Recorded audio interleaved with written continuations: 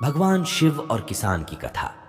एक बार भगवान शिव पृथ्वीवासियों की हरकतों से नाराज हो गए और पार्वती को साक्षी मानकर संकल्प लिया कि जब तक पृथ्वीवासी नहीं सुधरेंगे तब तक वे शंख नहीं बजाएंगे। देवों को मालूम था कि शंकर भगवान शंख नहीं बजाएंगे तो बरसात नहीं होगी। हुआ भी ऐसे ही, पानी की एक बूंद नहीं बरसी। घोर अकाल पड़ गया। धरती पर चारों ओर हाहाकार मच गई। ऐसे में एक दिन आकाश में विचरण करते हुए भगवान शिव और पार्वती ने एक अजीब नजारा देखा कि एक किसान भरी दोपहरी में तपती धूप में खेत की जुताई कर रहा है, पसीने में तरबतर मगर अपनी ही धुन में मगन। बिन बारिश जमीन की सतह पत्थर हो गई थी, लेकिन किसान जी तोड़ मेहनत में जुटा हुआ था। किसान की आंखें आत्मविश्वास से लबरेज थीं और उसके पसीने की बूंदों से उम्मीद टपक रही थी। भगवान शिव व पार्वती वेश बदलकर किसान के पास पहुंचे और कहा कि भाई, क्यों आप बेवजह अपने शरीर को तकलीफ दे रहे हो?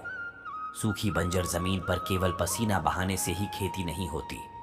किसान ने हल चलाते टू ही जवाब दिया कि हाँ श्रीमान, आपने ठीक फरमाया, मगर हल चलाने का गुण न भूल जाऊं, इसलिए मैं हर साल पूरी लगन के साथ जुताई करता हूं। जुताई करना भूल गया तो केवल वर्षा से खेती हो सकेंगी क्या? मेहनत करने का अपना ही परम आनंद है और मैं लोभ लालच के लिए ही खेती नहीं करता।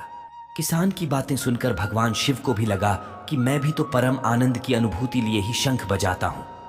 मुझे भी शंख बजाएं, 1 साल हो गया है, कहीं मैं भी शंख बजाना तो नहीं भूल गया हूं।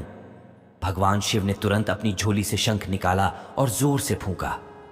चारों ओर से बादलों की घटाएं उमड़ पड़ी और बिजली चमकने के साथ जमकर बारिश होने लगी। इस बारिश के स्वागत में किसान के पसीने की बूंदें पहले ही जमीन पर गिरकर चमक रही थी। इस कहानी से हमें यह सीख मिलती है, हमें हमारे काम को पूरी निष्ठा व ईमानदारी से करना चाहिए। फल की चिंता किए बगैर निस्वार्थ भाव से काम करते रहना चाहिए। इसी में परम आनंद है।